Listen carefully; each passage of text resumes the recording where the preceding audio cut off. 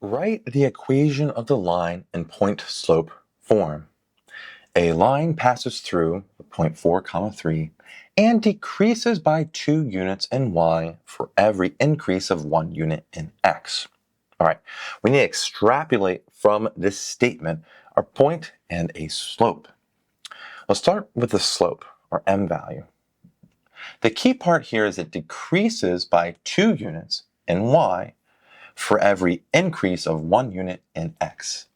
Our slope is our change in y over change in x, delta y over delta x.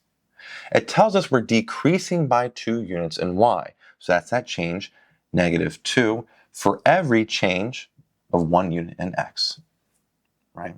So x positive 1 denominator, -2 in the numerator, and this just simples to be a -2. So we simplified to be -2 right here for our slope. And they're giving us now a point. So we can use point-slope form. It's that simple. So we have y minus y1 equals m times x minus x1.